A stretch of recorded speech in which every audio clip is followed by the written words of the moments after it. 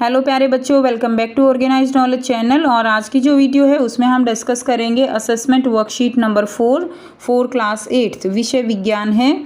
और ये वर्कशीट आपके लिए 29 सितंबर 2021 के लिए शेड्यूल की गई है।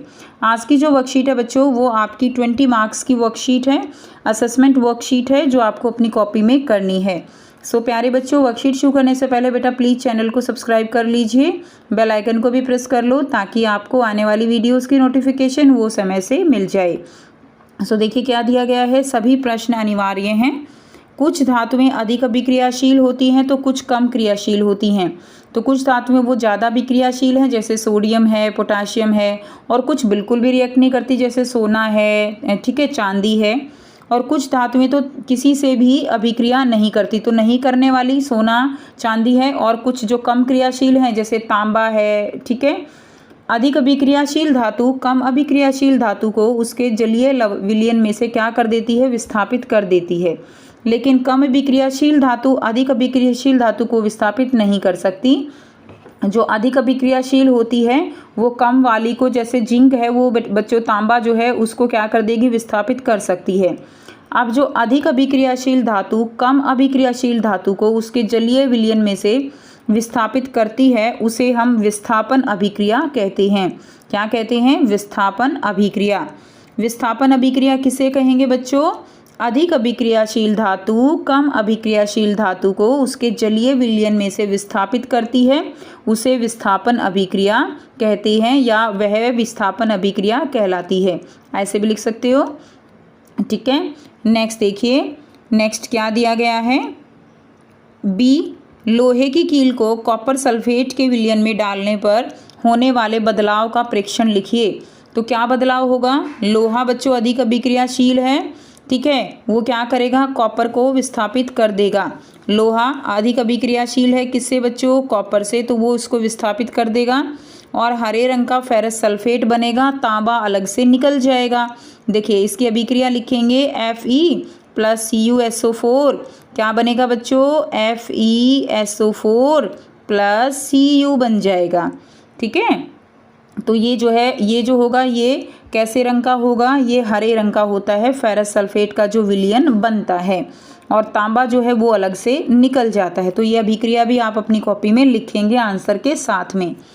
नेक्स्ट देखिए सी है, जिंक लोहे से अधिक अभिक्रियाशील है। तो बच्चों जिंक अधिक अभिक्रियाशील है। और क्या होगा यदि हम जिंक की पत्ती को कॉपर सल्फेट के विलयन में डुबा दें? तो देखो बच्चों, जो जिंक होता है ना वो लोहे और कॉपर दोनों से ही ज़्यादा अभिक्रियाशील है और यह दोनों को उसके विलयन से विस्थापित कर सकता है। इसलिए क्या होगा, हम जिंक की पत्ती को किस में डाल रहे हैं? जिंक की पत्ती को हम कॉपर सल्फेट में डाल रहे हैं। तो क्या बन जाएगा? जिंक सल्फेट बन जाएगा ZnSO4, और कॉपर जो है बच्चों वो निकल जाएगा। तो ये अभिक्रिया हो जाएगी। तो आपको ये लिखना है। क्लियर? नेक्स्ट देखिए बच्चों, वीडियो पॉज करके आप अच्छे से लिख लीजिए। नेक्स्ट है प्रश्न 2, एक शब्द में उत्तर दीजिए। धातुओं का वह गुण जिसकी वजह से धातुओं के तार खींचे जा सकते हैं। तो वह गुण क्या कहलाता है? वह गुण तन्यता कहलाता है। क्या कहलाएगा बच्चों? तन्यता। नेक्स्ट है, धातु जो तरल अवस्था में पाई जाती हैं वो क्या कहलाती हैं? पार जो है, जो धातु जो तरल अवस्था में पाई जाती है तो वो क्या है? वो पारा है। और अधातु जो तरल अवस्था में पाई जाती है वो ब्रोमीन होती है, ठीक है। उसके बाद देखिए, धातुओं का वह गुण जिसकी वजह से धातुओं की चादर बनाई जाती हैं उसको हम अधात वर्धनीयता कहते हैं। और कौन सा धातु अधिक अभिक्रियाशील है, लोहा या जिंक? तो बच्चों जो जस्ता होता है जिंक वो ज़्यादा अभिक्रियाशील है। किस धातु को मिट्टी के तेल में रखा जाता है? सोडियम को मिट्टी के तेल में रखा जाता है क्योंकि सोडियम बहुत अधिक अभिक्रियाशील धातु होती है। ये जो है पानी और हवा के साथ आग पकड़ लेती है जिसके कारण इसको मिट्टी के तेल में रखा जाता है। नेक्स्ट प्रश्न 3 है, कॉलम 1 का कॉलम 2 के साथ आपको सही मिलान करना है। तो कॉलम 1 में आपको अम्ल दिए गए हैं और कॉलम 2 में आपको कुछ पदार्थ दिए गए हैं जिनका मिलान आपको करना है। तो पहला है लैक्टिक अम्ल। लैक्टिक अम्ल किस में होता है बच्चों? दही में जो है लैक्टिक अम्ल होता है। किस में होगा? दही में होगा। नेक्स्ट देखिए एसिटिक अम्ल। आप इसके सामने इसका आंसर लिखिएगा, ठीक है। इसलिए मैं ऐसे कर रही हूँ क्योंकि अगर ऐसे क्रॉस करेंगे ना तो आपको समझ नहीं आएगा। एसिटिक अम्ल किस में होता है? एसिटिक अम्ल होता है बच्चों सिरके में। सिरके में कौन सा अम्ल होता है? एसिटिक अम्ल। तीसरा है एस्कॉर्बिक अम्ल, विटामिन सी। तो एस्कॉर्बिक अम्ल जो है बच्चों वो किस में होगा? आंवले के अंदर एस्कॉर्बिक अम्ल होता है। सिट्रिक अम्ल किस में होगा? सिट्रिक अम्ल होता है बच्चों खट्टे फलों में। तो खट्टे फल में क्या होता है? सिट्रिक अम्ल होता है। नेक्स्ट देखिए, सोडियम हाइड्रोक्साइड से क्या बनता है? सोडियम हाइड्रोक्साइड साबुन बनाने में काम आता है। तो ई जो है इसका आंसर हो जाएगा। तो ये जो है आप अपनी कॉपी में कर लेंगे। वीडियो पॉज करके इसको बिल्कुल अच्छे से कर लीजिए।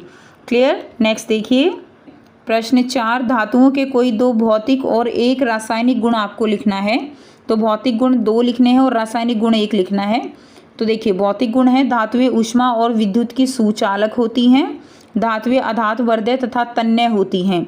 ठीक है, इनको जो है धातुवर्धय यानी चादर में परिवर्तित किया जा सकता है और तन्य यानी तार बनाए जा सकते हैं। उसके बाद रासायनिक गुण लिखना है। रासायनिक गुण 1 लिखना है बच्चों, लेकिन मैंने 2 लिख दिए हैं ताकि आप अगर दोनों याद करोगे, एक भूल भी गए तो एक तो याद रहेगा ना। ठीक है, रासायनिक गुण देखिए, धातुएं जल से अभिक्रिया कर धातु हाइड्रोक्साइड बनाती हैं। धातुएं अम्ल से क्रिया करके लवण और हाइड्रोजन गैस का निर्माण करते हैं। ठीक है, तो ये जो है रासायनिक गुण और भौतिक गुण आप लिख लोगे। नेक्स्ट देखिए बच्चों, कॉपर और कार्बन में से किसे बिजली के तार बनाने में उपयोग किया जाता है? क्यों?